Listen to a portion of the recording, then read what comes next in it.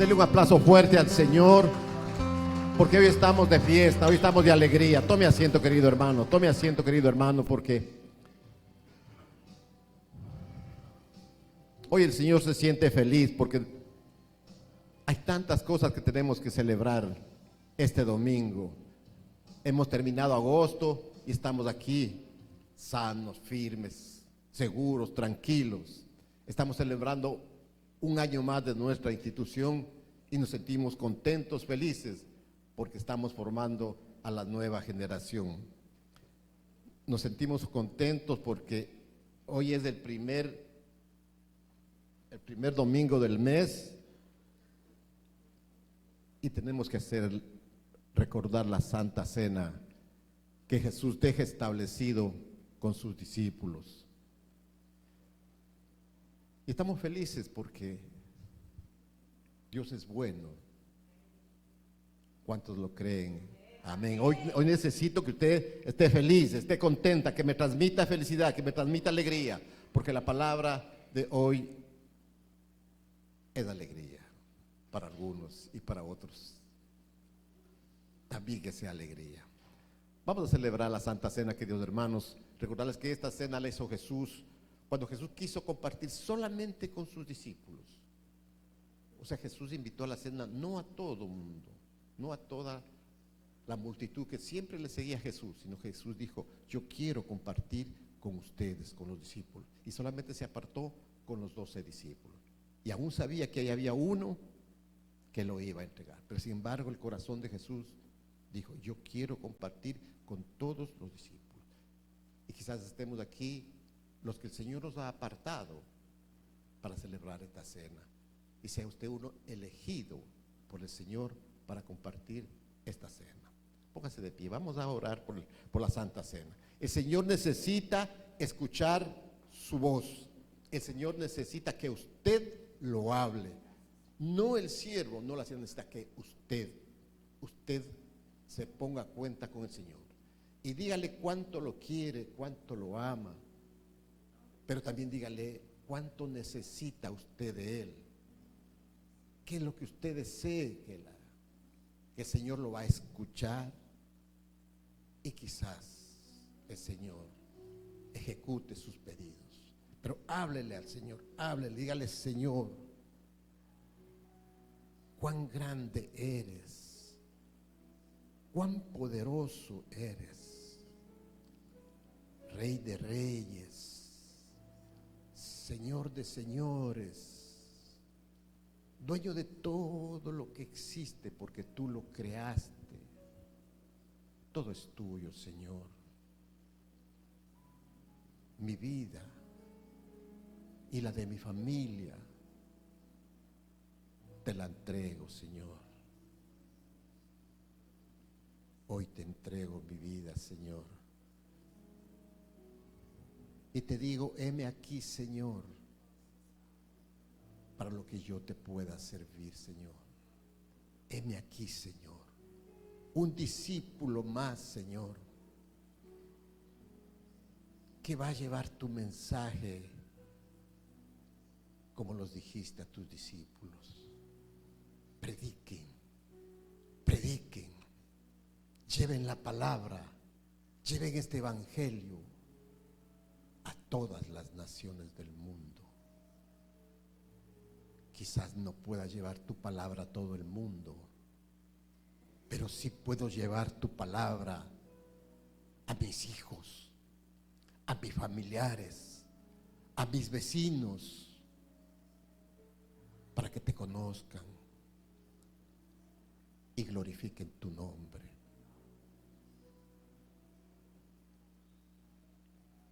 Y cuando estaban todos reunidos,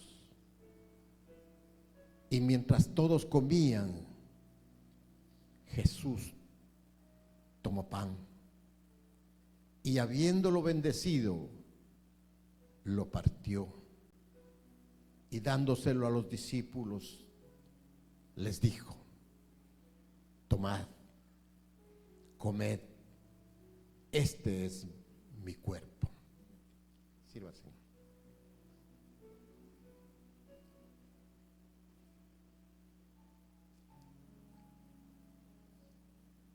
Y terminada la cena y tomando la copa, y habiendo dado gracias, se la dio diciendo: beban todos de ella, porque esta es mi sangre del nuevo pacto, que es derramada por muchos para el perdón de los pecados. Sírvase.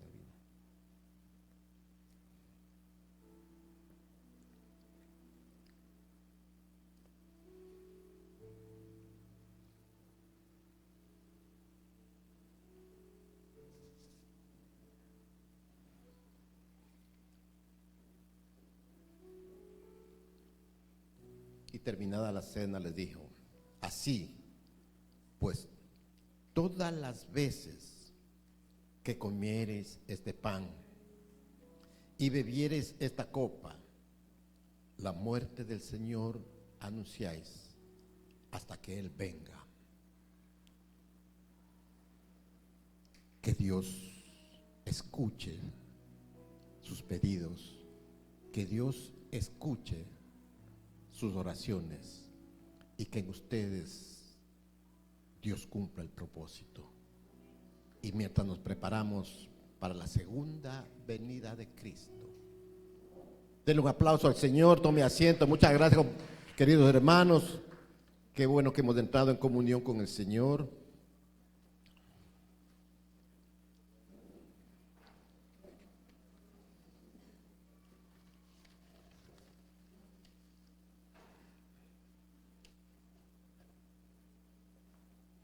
Bueno, queridos hermanos, vamos a comenzar con la palabra de hoy día.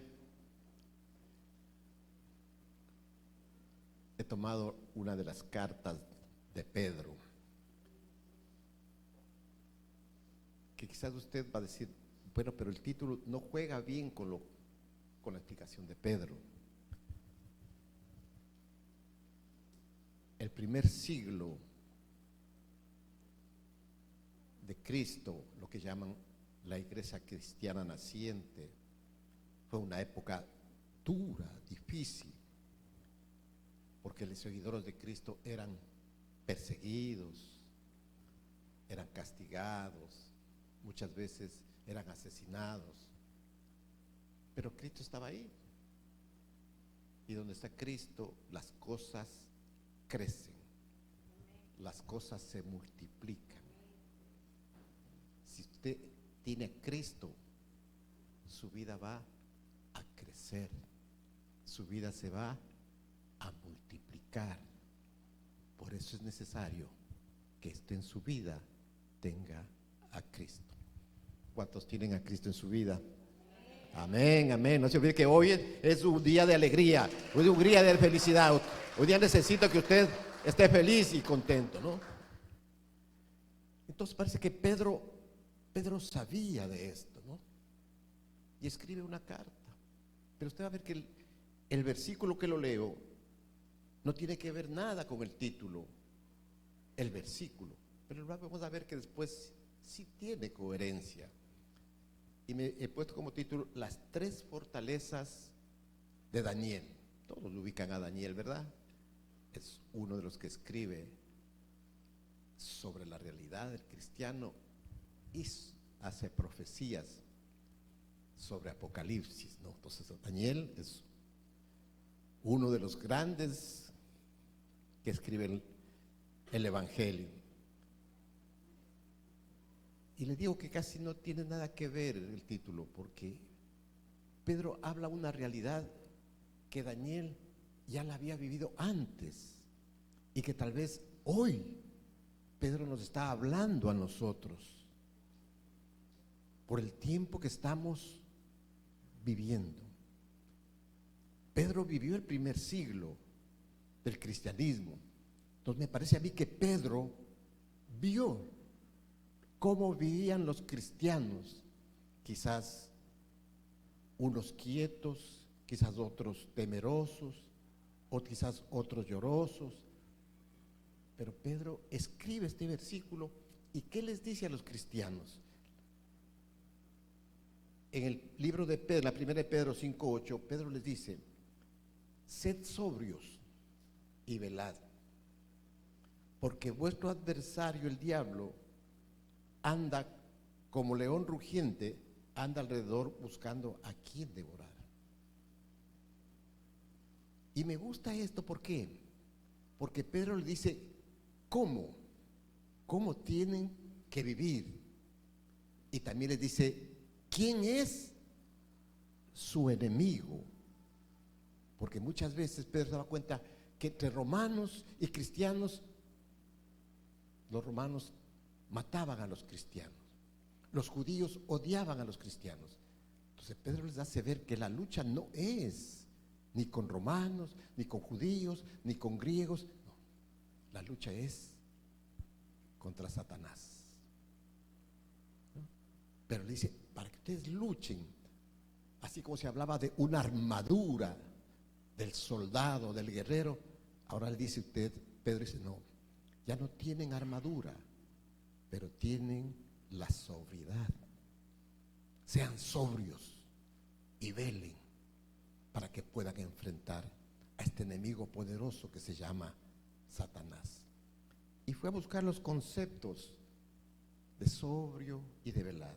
Y me encuentro con dos conceptos que no estaban en mi imaginación. El primero, sí, sobrio significa, dice, moderado, tranquilo, discreto, feliz. Entonces, mire, para Pedro, esa era una característica que debía tener el cristiano: moderado, tranquilo, feliz, acertado, toma decisiones sabias. Para Pedro, eso era la condición o las características del cristiano. Pero Pedro no veía en los cristianos eso. Pedro veía a mucho cristiano afligido, adolorido, preocupado, intranquilo. Entonces hoy nos dice Pedro que nosotros, los hijos de Dios, tenemos que mantener siempre la calma, ser tranquilos, ser serenos, ser pausados, tomar decisiones sabias. ¿Por qué? Porque el que decide en nuestras vidas es Dios. ¿Cuántos lo creen? Denle un aplauso al Señor, denle un aplauso al Señor. Normal hasta ahí una definición de sobrio. La segunda definición encuentro, y me causó un poco de admiración, me dice, sobrio, el que no está embriagado por efectos de alcohol o cosas del mundo. El que no está embriagado por alcohol o cosas del mundo. Para nuestro tiempo, este concepto muy acertado. ¿Por qué? Porque sinónimo de embriaguez, ¿qué es? Alcohol, droga, que no nos permite actuar con nuestros sentidos, sino con nuestros impulsos. Pero ¿por qué me llama la atención? Porque Pedro está hablando a una comunidad cristiana. Y usted y yo sabemos que los cristianos no tomamos alcohol, ¿verdad? Entonces mire cómo Pedro se adelanta, ¿no? Dice, va a haber embriaguez de los sentidos, donde el cristiano va a perder la razón, va a actuar por impulso. Todos hemos visto a un ebrio. Él ya no actúa con razón, actúa por impulsos. Entonces Pedro ya anticipaba este sentido de embriaguez. Pero más Pedro se preocupaba por la embriaguez del alma o la embriaguez del corazón. Que eso sí había visto Pedro. En ese tiempo muchos cristianos, el orgullo los estaba embriagando, igual que a nosotros. ¿Cuántos de nosotros no conocemos a personas orgullosas de lo que son? Quizás mi persona, es decir, yo soy orgulloso de ser ingeniero de la Universidad Técnica de Madrid. Un orgullo, me embriagaba de orgullo. ¿Cuántos no? Yo soy orgulloso de ser jefe, embriagado de orgullo. No digamos de dinero. Muchos, porque tienen dinero, se sienten orgullosos y han perdido el sentido de humanidad. Han perdido el sentido de Dios, porque más confían en el dinero que en Dios. Y lo peor de todo, dicen, este dinero yo me lo he ganado. Y no saben que el dueño del dinero, de la plata y del oro se llama Dios. ¿Cuántos lo creen? Denle un aplauso al Señor. Denle un aplauso al Señor. Entonces, mire cómo el Señor les va diciendo a los cristianos y nos va diciendo a nosotros que no podemos embriagarnos con las cosas del mundo, porque esas son cosas pasajeras, cosas que en cualquier momento se pueden perder. Nosotros le hemos vivido, los manavitas. ¿Cuánta gente no se gloriaba de su casa? Vino el terremoto y se acabó la casa, ¿verdad? ¿Cuántos no se hacían feliz por su carro? Vino el terremoto, se acabó el carro. Son las cosas de la vida. Los señores dicen, no se embriaguen con las cosas de la vida. Esperen a las cosas de Dios. Entonces usted, querido hermano, no se embriague con las cosas que Dios le ha bendecido. Póngales al servicio de los demás. Entonces mire cómo Pedro dice dos tipos de embriaguez: el humano con alcohol, droga, y el otro con cosas del corazón o del alma. Ambas no son buenas. Ambas, dice, apártense de eso.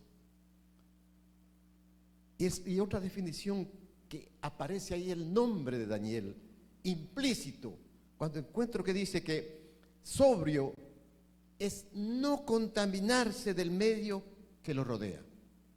No contaminarse del medio que lo rodea. Ahí enseguida apareció en mi mente Daniel.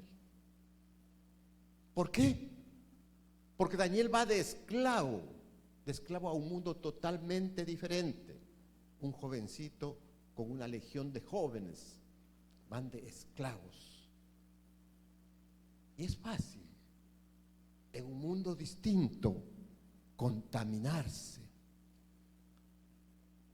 Y aquí yo podría poner como ejemplo de varones que no se contaminaron. Por ejemplo, Noé, 120 años viviendo con una sociedad perdida, pero él mantuvo su fe en Dios, no se contaminó. Lot, mire que Lot vive en Sodoma y Gomorra, la ciudad más perdida de ese tiempo, y él no se contamina, y Dios lo premia, lo saca y lo salva antes de incendiar toda la ciudad.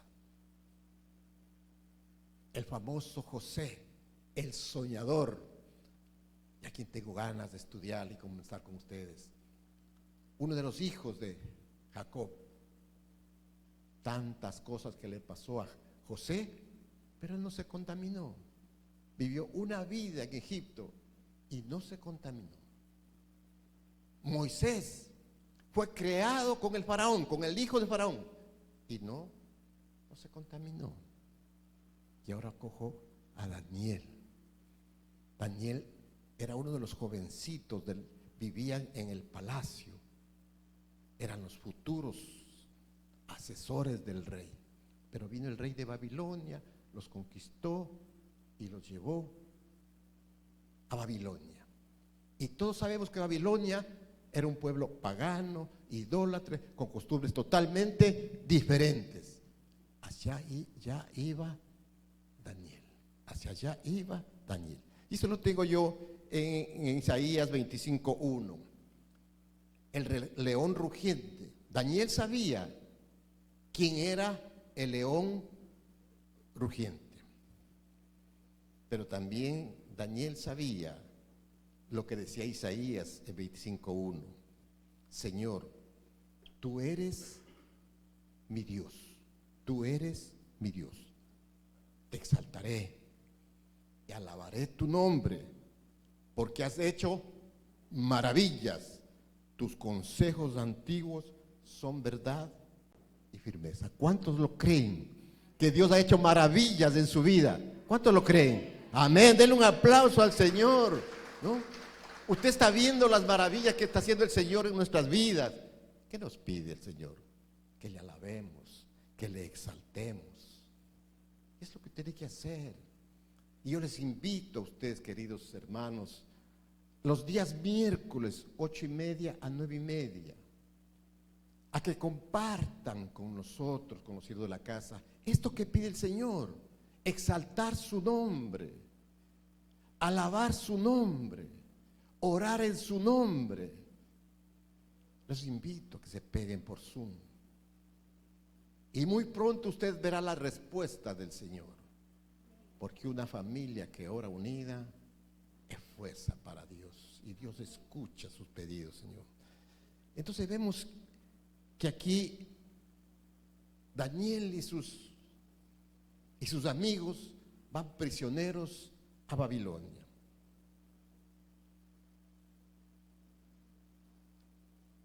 Pero ¿qué decide Daniel y sus amigos? No contaminarse. Ellos sabían que iban a una sociedad diferente, totalmente diferente, en idioma, en religión, en comida, en todo. Y Daniel sabía también que le estaba esperando Satanás. O sea, Daniel sabía que ahí estaba Satanás. Porque Satanás no había podido en el lugar donde ellos vivían, en el reino de Judá. No habían podido con ellos, porque eran unos elegidos del Señor. Entonces Daniel dice: vamos a poner 3 cosas que nos mantenga siempre con Dios: fidelidad, integridad y vivir dependiendo de Dios. 3 cosas que nos van a mantener junto a Dios: fidelidad, integridad y vivir dependiendo de Dios. Grábeselo: fidelidad, integridad y dependencia de Dios. Dependencia de Dios. Entonces mire cómo Daniel propone 3 cosas a los amigos: fidelidad, integridad, dependencia de Dios.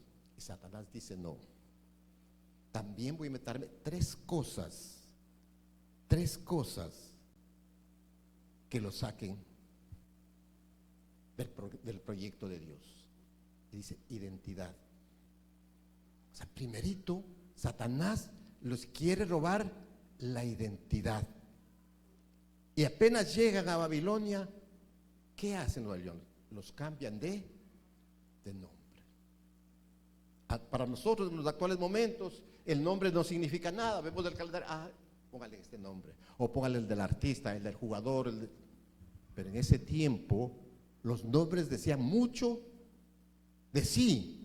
Dice que el nombre de Daniel significa: Dios es mi juez. O sea, Daniel sabía que su nombre significaba: Dios es mi juez. Entonces, si Daniel tenía como juez a Dios, la vida de Daniel tenía que ser una vida ejemplar. Y así todos los nombres en ese tiempo ayudaban a formar el carácter de las personas. Entonces Satanás lo primero que hace es cambiarle de identidad. Y así a Daniel lo pone como nombre Belsasar, sabiendo que había un dios babilonio que se llamaba Bel. Mire cómo la astucia de Satanás, ¿no? Cambiarle el nombre a Daniel con un nombre muy parecido al de un dios ajeno. Le pone a Ananías Sadrach, que era el otro. Le pone a Misael, lo pone Mesach, y a Azarías Abed-Nego. Entonces mire cómo Satanás lo primerito que dice: a estos 4 que pueden cambiar la idea del pueblo babilonio, los vamos a cambiar identidad, para que nadie se acuerde de Daniel, de Ananías, de Misael, nadie se acuerde, y los cambia de nombres. Pero Daniel mantiene su fidelidad. Daniel mantiene su fe en Dios. Muchos pensamos ser fiel al Señor cuando tengo todo, es lindo y bello, ¿verdad? No, pues el Señor me ha dado esto, yo soy fiel al Señor. Yo tengo mi casita, tengo mi carro, tengo mi mujer, tengo mis hijos, todos estamos bien. Entonces yo sigo siendo fiel a Dios. O sea, en la comodidad es fácil ser fiel a Dios.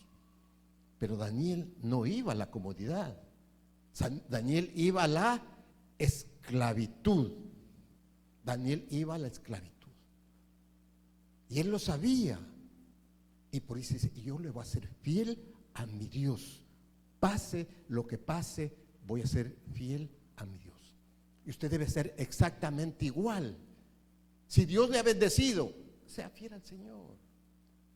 Pero si Dios no le ha bendecido, no se arrepienta, no reniegue de Dios. Siga siendo fiel. Muchos que decimos, a mí Dios no me escucha, Dios no me oye, Dios no me da nada. Lo decimos comúnmente. Nuestra fidelidad se ha perdido.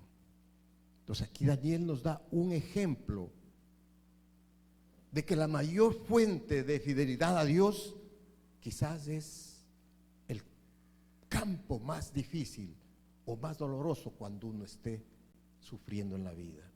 Ahí es donde Dios conoce la fidelidad. Muchas veces en la cama de un hospital, ahí se prueba la fidelidad. Muchas veces cuando no hay mucho abastecimiento en la mesa, se prueba la fidelidad de Dios. Porque también es cierto que Dios ha dicho que ningún hijo de Dios mendigará un pan en su mesa. O sea, siempre su provisión va a estar ahí. Entonces mire cómo Daniel prueba su integridad, la de él y la de sus compañeros. Integridad, eso lo tenemos en Proverbios 27, que nos dice, caminen en integridad. ¿Quién camina en integridad? El justo. El justo. Camina en integridad el justo. Sus hijos son dichosos después de él. ¿Qué le está diciendo? Que si usted camina en integridad, sus generaciones van a ser ¿qué? Van a ser dichosas. En otras palabras, sus generaciones van a ser bendecidas. ¿Por qué? Porque van a seguir su ejemplo. Su ejemplo, su ejemplo, su ejemplo. Integridad, la palabra lo indica, íntegro. O sea, usted tiene que ser íntegro con el Señor. Y aquí pues algunos valores que dan la integridad al ser humano. Honestidad. Usted tiene que ser honesto con Dios. Honesto con Dios. Tiene que ser honrado con el Señor.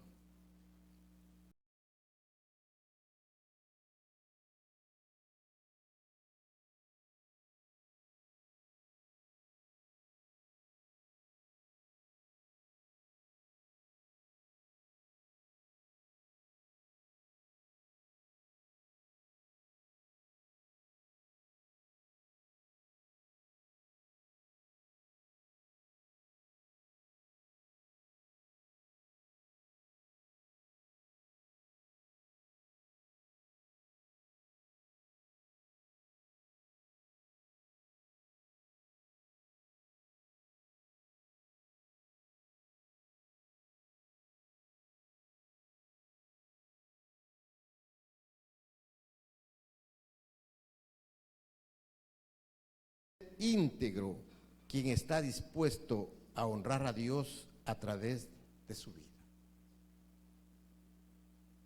Necesitamos honrar a Dios para poder ser íntegro con Él. Y también hay dos palabras que usted debe comparar. No es lo mismo decir, lo digo, a lo hago. Muchas veces yo quiero ir a la iglesia. Quiero ir a la iglesia. Pero no es lo mismo decir, voy a la iglesia. Estoy en la iglesia. Quiero orar. Quiero orar. No es lo mismo decir, voy a orar. Entonces el Señor nos pide que hoy día dejemos eso de quiero y nos convirtamos en prácticos. Voy a hacerlo. Voy a hacer las cosas que Dios me está pidiendo. Entonces, integridad significa eso. Entregar todo lo que yo tengo al Señor, que Él poco a poco irá moldeando mi vida. Muchas veces les he dicho a usted que el Señor no acepta sobras. Si sobra tiempo, voy a la iglesia. Si sobra tiempo, voy a orar. Si sobra dinero, doy la ofrenda. Cuando el Señor debe ser prioridad número 1. Se llama integridad. El Señor está pidiendo hoy día que usted sea fiel y sea íntegro. Y lo tercero que pide Daniel, eso lo encontramos en el Salmo 37:5. Depender de Dios, depender de Dios. ¿Qué nos dice el Salmo? Encomienda a Dios tu camino y confía en Él y Él lo hará. Denle un aplauso a los que confían en el Señor, los que creen en el Señor. Encomienda a Dios tu camino, confía en Él y Él lo hará. ¿Cuántas veces usted no ha leído que el Señor le dice, entrégame tus cargas? Casi todos los domingos el siervo dice, entreguen las cargas al Señor, entregue sus aflicciones al Señor. Pero usted, mientras está en la casa de oración, le entrega, sale de la puerta y vuelve a cargar. El Señor dice que entregue sus cargas, que le entregue sus aflicciones, pero que le entregue ya para siempre. El Señor se siente feliz de llevar sus cargas, sus aflicciones, pero ya no más, querido hermano. Si usted entregó a Dios sus cargas, ya no recuerde más. Confíe en que Él resolverá sus problemas. Confíe en Él. Pero nosotros no. El Señor me dice, entrega tu carga. Y yo digo, no, yo quiero cargarla. Pero entrega, no, yo la quiero llevar. O sea, no queremos soltar las cargas. No la queremos. Comience a soltar las cargas que el Señor haga. Él lo dice. Confía en mí. Y Él lo hará. Entonces, si usted no confía en el Señor, ¿en quién va a confiar? Tiene que tener confianza en que es el único que lo va a ayudar, es Él. Y ese Él se llama Jesús, su Dios. En pocas palabras, depender del Señor es que todas mis actividades giren alrededor a Él. Es decir, Dios debe ocupar el primer lugar en nuestra vida. Si me voy de viaje, Señor, llévame de viaje con fe. Si voy a un trabajo, Señor, cuídame en mi trabajo. Es decir, Él tiene que estar enterado de todo lo que yo voy a hacer para que me pueda cuidar. Entonces usted tiene que tener la confianza en Él para contarle todo. ¿Y cómo lo cuenta todo? A través de la oración. A través de la oración. Por eso nos manda el Señor orar sin cesar. Muchas veces nosotros solamente oramos cuando tenemos alguna aflicción, cuando tenemos algún problema. El Señor nos manda a orar en cada momento, en cada momento. Señor, me voy de viaje, bendice mi camino, llévame con fe, llévame con bien. Suficiente. Y el Señor lo va a entender y lo va a cuidar y lo va a guardar y lo va a llevar con bien y va a llegar bien. Pero Él necesita saber que usted con sus labios lo cuente y lo diga. Muchas veces, no, yo oro con el Señor calladito y él me adivina, ¿sí? Totalmente de acuerdo. Él sabe de sus pensamientos, sabe de su forma de, Él lo sabe, pero Él necesita que usted le confiese con su boca, con su palabra, lo que usted quiere de Él. Es como si usted va de su papá, papá, dame. ¿Qué le dice su papá? Hijo, ¿qué quieres pues? Dímelo, ¿qué quieres? Puede que su papá necesite que usted quiera una pelota, quiere un balón, una camisa, unos zapatos. Papá sabe, pero necesita que usted lo diga. Exactamente igual Dios. Él sabe lo que yo necesito, Él sabe lo que pienso, Él sabe pero necesita que yo con mi palabra se lo diga, se lo cuente para que Él pueda atender lo que yo le pido. Sigamos, dice. Dice que aquí hay un ejemplo, dice que Jesús, aún siendo el Hijo de Dios, Él les decía a sus discípulos y a las multitudes, que Él aún siendo el Hijo de Dios, todo lo que Él hacía, todo lo que Él hablaba, su Padre lo sabía y su Padre lo pedía. Entonces mire cómo siendo Él el Hijo de Dios Jesús, Él decía, lo que yo hablo, lo que yo hago, es mi Padre el que me lo dice. Entonces esto nos dice a nosotros que nosotros también tenemos que tener esa confianza que tenía Jesús, de que todo lo que yo voy a hacer, de que todo lo que voy a decir, el Señor necesita conocerlo, el Señor necesita saberlo para no cometer errores ni pecados. ¿Cuántos lo creen? Denle un aplauso al Señor, denle un aplauso al Señor, denle un aplauso al Señor.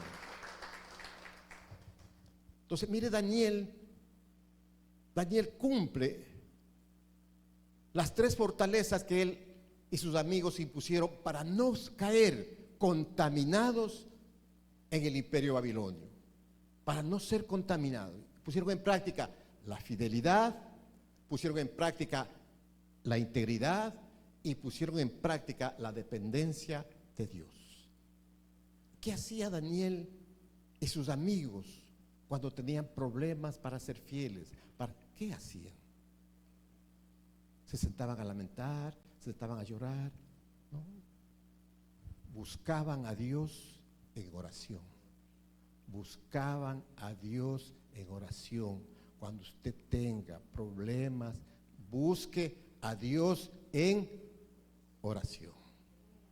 Busque a Dios en oración. Qué bueno, qué bueno. Den un aplauso al Señor. Entonces, de hoy en adelante ya no va a haber cristianos tristes, cristianos pensativos, cristianos, ya no. Hoy entregue toda su carga al Señor y ore para que en su corazón siempre haya paz, tranquilidad, gozo. Eso es lo que quiere Pedro, que usted se goce en el Señor. Como reflexión, había puesto una, pero si me dice, no, tú vas a hablar de 3, lleva 3 reflexiones. Señor, no, tienes que llevar 3. Y a la madrugada me dice, ahí te doy 2 más. La primera, si el ser humano no honra a padre y madre, si el ser humano no honra a esposo e hijos, y si el ser humano no honra al siervo y a los hermanos de la casa, es bien difícil que honre a Dios. No está ahí, pero yo quiero que lo escuche. Si nosotros No honramos a padre y madre. No honramos a nuestra esposa o nuestro esposo y a nuestros hijos. Y no honramos al siervo de la casa y los hermanos. No podemos honrar a Dios.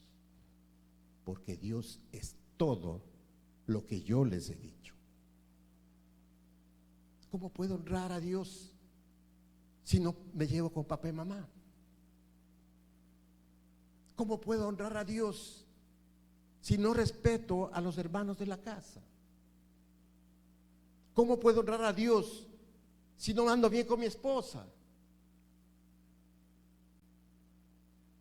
Entonces hay que primero honrar padre y madre, esposa, familia, hermanos, siervo.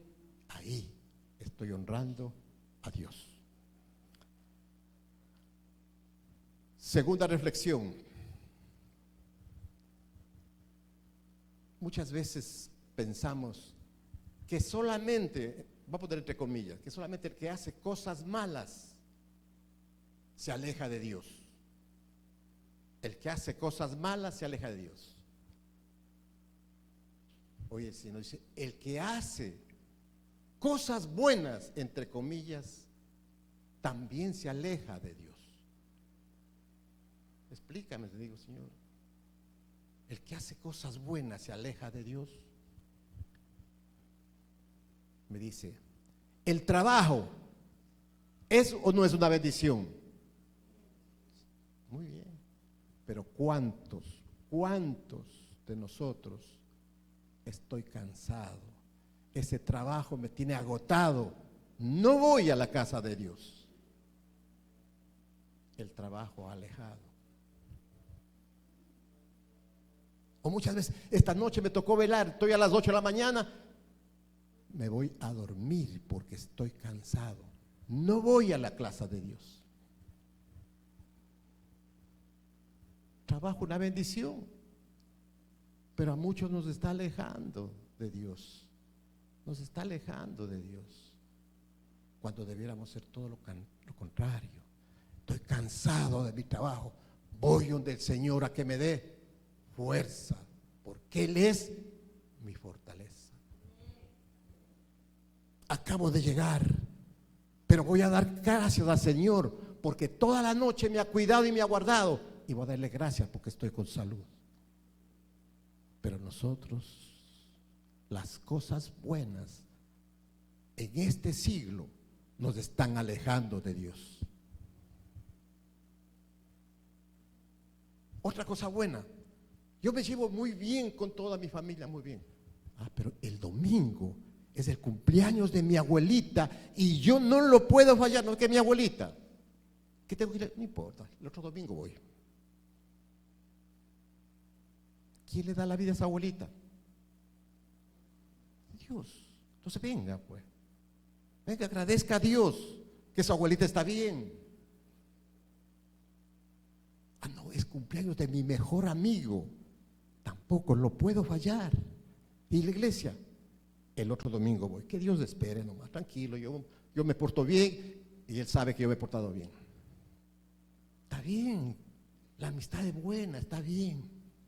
Pero ¿y Dios? En vez de decir, bueno, yo voy a orar primero, me voy a la casa de Dios para pedirle que mi amigo también se convierta en un buen cristiano como yo. ¿Cuántos dicen amén?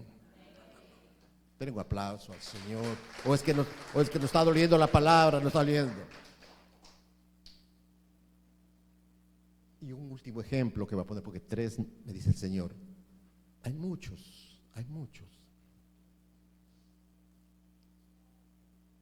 Hoy es domingo, no.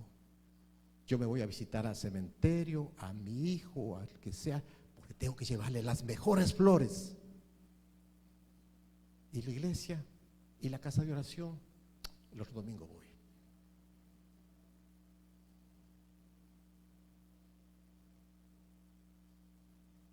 Va al cementerio y se olvidó de Dios. Lleva las mejores flores y en vida nunca le dieron nada. Se alejaron de Dios y saben que Dios es vida y vida eterna. ¿Para qué le voy a llorar al muerto? Si sé que él está en una mejor vida, está en los brazos del Señor, está en los brazos de Dios disfrutando de la vida eterna. Pero nos olvidamos del Señor. Nos olvidamos de Dios. Y Dios nos dice hoy que debo estar pendiente de Dios, que debo depender de Dios. Y la tercera, que la tengo, esto es la vanidad del ser humano, ¿no? Muchos creemos que el éxito del ser humano está en lo que yo sé, en el conocimiento que tengo. Pero usted y yo sabemos que el éxito del ser humano está en sus rodillas. Mientras más morados tenga sus rodillas, más éxito en su vida va a tener. Dice que la solución del problema o la distancia de un problema está entre el suelo y sus rodillas. Entre el suelo y sus rodillas. Ahí está la solución del problema. ¿Cuántos lo van a buscar hoy día?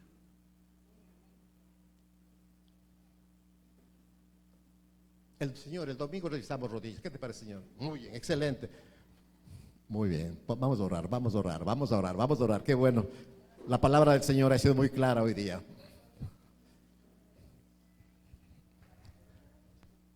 Señor, te damos gracias, Señor, por esta porción de palabras, Señor, en que tú has sido bueno, Señor, has sido maravilloso, Señor. Has abierto nuestro corazón, has abierto nuestro pensamiento, Señor.